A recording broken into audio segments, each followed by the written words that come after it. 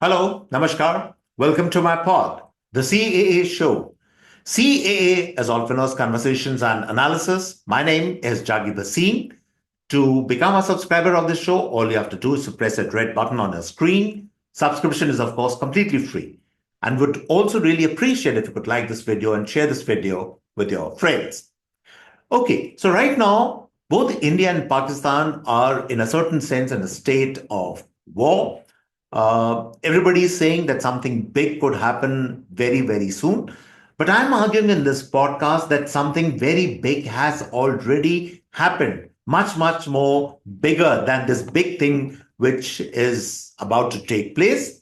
And this big thing, of course, which I'm talking about is the holding of the Indus Water Treaty in abeyance, which literally means that it is on hold.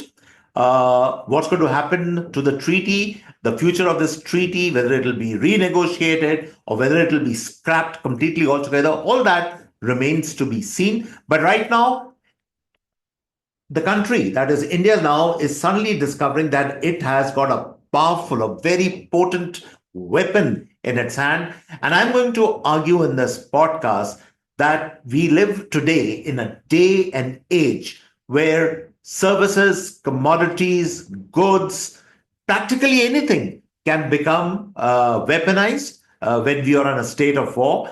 And if you don't believe me, then we look around you. So many things have been weaponized in the near future. We all know that when the Russia-Ukraine war broke out, then it started with the SWIFT system. And in those of you who don't know the SWIFT system, the SWIFT literally stands for the Society for Worldwide Interbank Financial Telecommunication, which is the SWIFT system is what all the financial transactions which take place happen through SWIFT. And therefore, that system was weaponized because Russia was denied the SWIFT system. It was actually kept out of the ambit of the financial network of the world, as it were. So the SWIFT system was weaponized.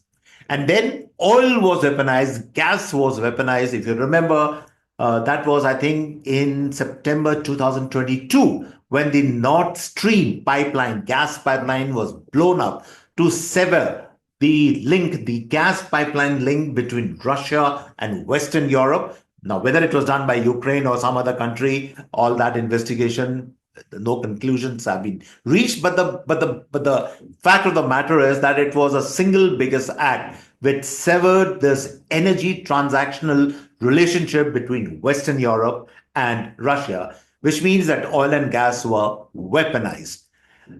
Similarly, there was another, if you remember, there was during that same war, during the Russia-Ukraine war, the shipments of wheat were also weaponized. Please remember, Ukraine is a very large producer of wheat. It supplies to wheat all over the world, and that the ships which were leaving from the ports from Odessa and other ports or going through the Black Sea, those channels were controlled by Russia, and therefore finally a treaty had to be reached with Turkey stepping in so that some of the wheat shipments could leave from Ukraine and go to the rest of the world, which meant that wheat as a commodity had been weaponized. And therefore, I'm arguing in this podcast that if energy, if oil, if the SWIFT system, even the dollar, I would say, because please remember, there was this big hue and cry when the new administration took, assumed power in the United States. And the president of the US clearly said that those countries which are messing around to replace the dollar as the reserve currency of the world. And I think he was pointing fingers, of course, at the BRICS nation, that if the BRICS nation had any plans to bring about an alternate currency, then hell would be, would follow for those countries, and the US would really go after them. He would never allow that to happen. So the dollar also became weaponized. And then a large part of the bank accounts, the monies which are held by Russia in Western banks, some of the securities, etc., they were all confiscated. All that was also weaponized. So, in times of war, in times of conflict, in times of uncertainty, anything and everything goes. Anything can be weaponized. And therefore, I'm arguing in this podcast that today, the government of India has weaponized water or use the leverage of the Indus water treaty and to hold it against Pakistan, then it actually is a great, great thing which they have done. Because in my analysis, this weapon is actually far more powerful than an atomic weapon. Because please remember that big bang which we are all expecting, which could happen any day in the next few days, maybe in the next month, we don't know. It could happen in the next 24 hours also. But of course, and there would be a conflict which would, of course, blow up on both sides. But hopefully, it will settle down. But after all the dust and the heat and the violence and the anger and the spillage of blood, everything has settled down. Things calm down. But the weapon of water is actually really, if you ask me, it is like a WMD, a weapon of mass destruction, which is there permanently in your hands. This is what India has given notice of. This is what India has given notice to Pakistan that listen, you have messed around with us for such a long time. Finally, now we always had this weapon, but we just did not have the political will or the foresight or the gumption or the guts or the clarity also to use this weapon. But now we are using this weapon and we will continue to use a weapon. That is a notice which India has given to Pakistan. And I think if we live in a day and age, we live in a world today, as I've explained to you, that so many things have been weaponized around us. So why not water? In any case, now many environmental experts, many experts who calculate or who foresee where the world or the planet is heading to, they all say that water is going to become the most precious commodity. Water wars are going to become very, very real between different countries, between different nations.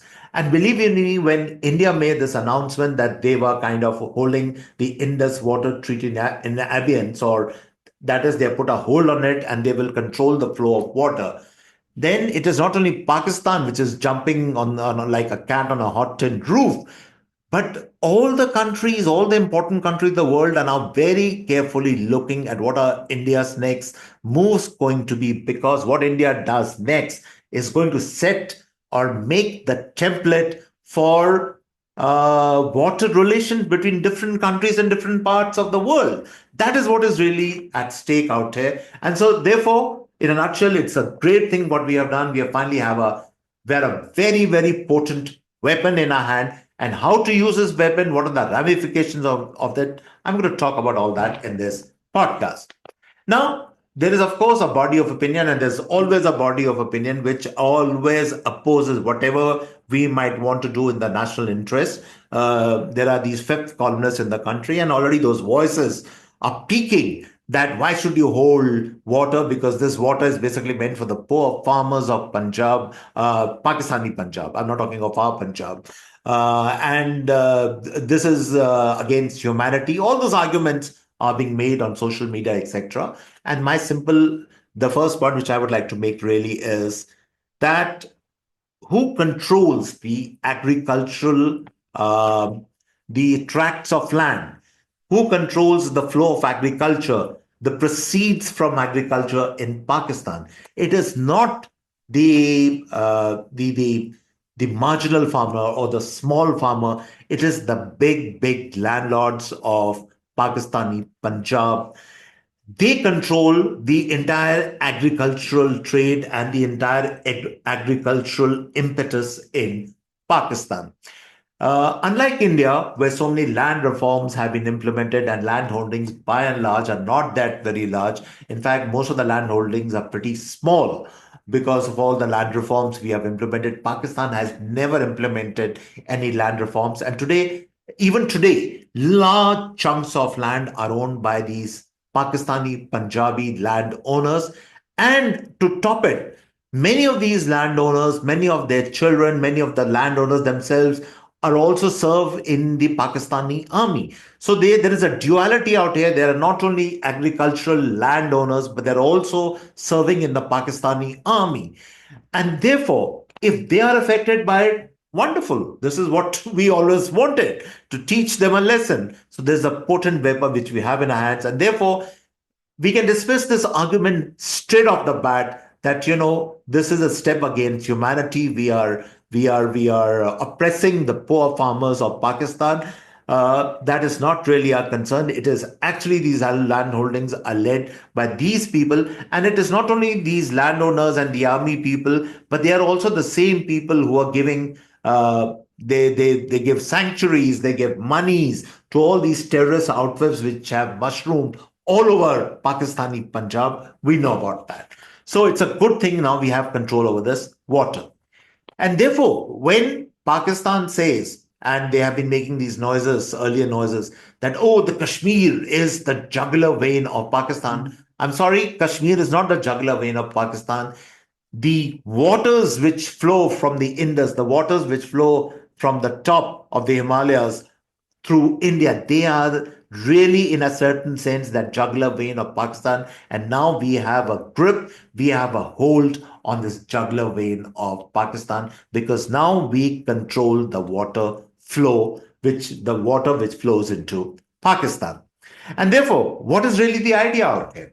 What do we plan to do with that? Well, we gave a bit of a trailer only 1 or 2 days back, when suddenly water which was collecting behind the dams was released in the Jhelum, and that water, and there was almost like a flood of water which went into Muzaffarabad. Muzaffarabad, for those if you don't know, is in Pakistan occupied Kashmir, and the water levels rose very sharply, and people panicked on in Muzaffarabad. And at the same time, we stopped water in the Chenab. Now, over the years, and you must have read this commentaries elsewhere also, that because of this very unfair Indus water treaty, which was signed, by the way, I think in 1960, again a bad deal for India, where only less than 20% water was being given to India. The rest of the 80% was being taken by Pakistan in a very unequal treaty.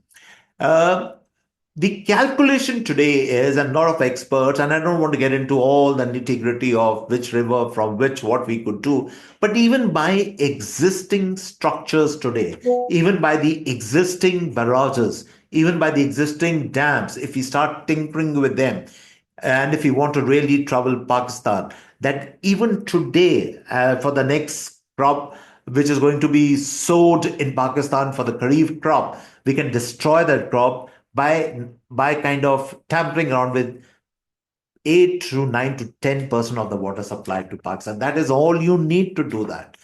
Because as it is right now, many parts of Pakistan, Punjab, going right up to Sindh, are water deficient. And if that 8 to 10% of water is affected, even today by whatever structures we have, whatever dams we have right now, then that percentage of water will be affected, and it can destroy the crop in Pakistan. That is the deadly nature of the weapon which we hold in our hands. And just imagine, because I believe today news is now coming in that the go-ahead has been given to build more dams and structures, almost 4 or 5 on the river Chenab.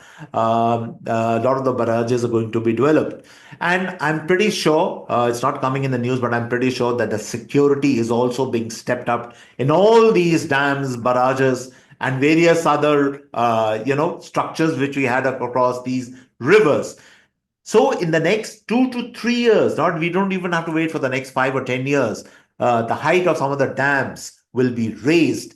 The structures will be able to hold more amount of water. Which means, what does it mean? It really means that think of this entire water supply going towards Pakistan. It's like, think of it as like a neck, and suddenly your hand is like on the neck, and you can squeeze it or you can release your grip at will.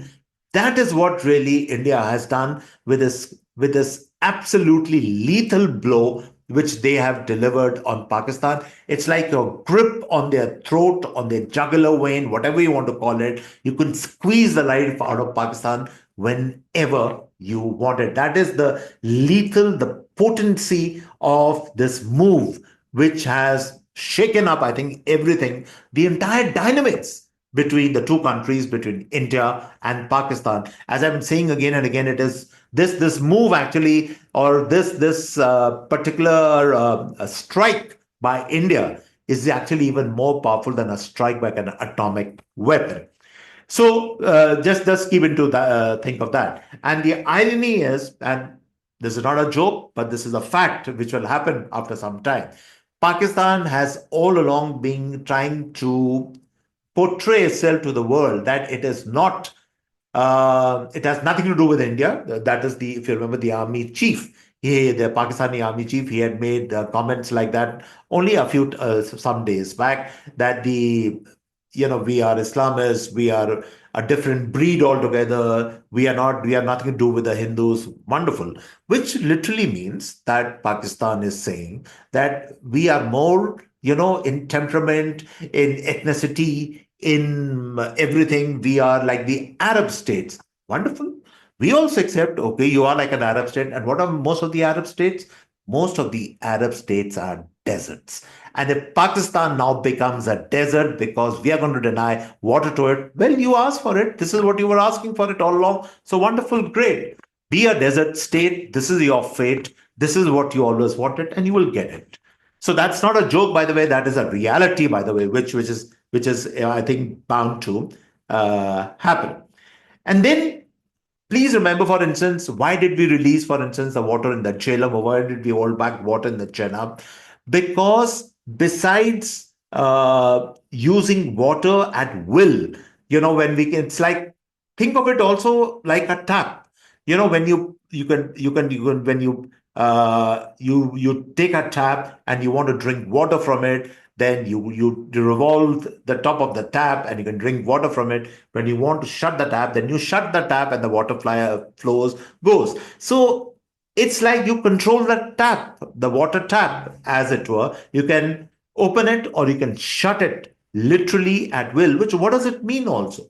Try and understand the implications of it. It also means that tomorrow, after all the tension and everything settles down, because we can't still wish away Pakistan. Pakistan is still going to exist next to us as a country. You can't wish away your neighbors, whether you like it or not. But what is going to change completely or irrevocably, as I say, after this is that tomorrow, if Pakistan goes back to its old ways and steps up terrorist activities within India, then we can shut off the Indus water tap at will. Because if tomorrow there's another terrorist attack, or if they continue in their old nefarious ways, then we can just say, okay, we are shutting off water for the next 3 weeks, 1 month, 6 months, whatever, we can do that. And once you behave yourselves, once you are back on track, once the terrorist armies are kept in check or you have cracked down upon them, then we'll think about it and we'll release water once again. And we can then decide about how much water we want to release, or to keep maybe some kind of sustenance going in Pakistan. We can do that. All kinds of options now have now entered into are now within ambit. They are within our reach. We can control them.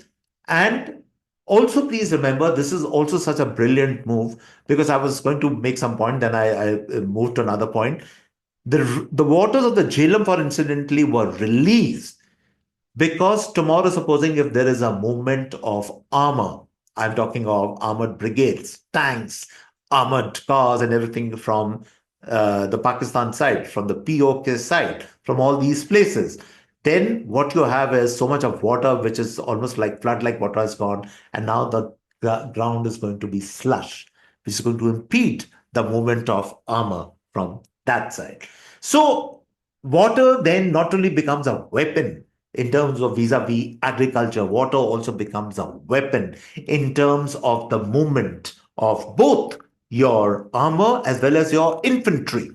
It impacts both movements altogether. So it's, as I'm saying again and again, it is such a potent weapons we have in our hands.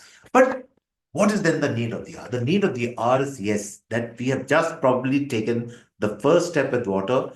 I wanted to explain in this podcast that the morality of doing it is absolutely okay, because we live today in a world, as repeating myself once again, the dollar has been weaponized, SWIFT has been weaponized, oil has been weaponized, gas has been weaponized, energy transactions have been weaponized, even minerals. Don't forget, minerals have been weaponized. Why does the United States want minerals, let's say, from Ukraine? Because they need them, because they want alternate sources other than China. Even sports has been weaponized. If you remember the boycott of the Olympics, the US has done it, the erstwhile USSR. I mean, at the end of the day, when wars, where a situation, a warlike situation prevails, then anything and everything goes, anything can be weaponized. And we have done exactly that. We have weaponized water. But the need of the hour today is this, that yes, we have taken the first step, but this is not the final step. We are still like dangling this threat in our hand. It is not that as if we have squeezed the life out of Pakistan or something.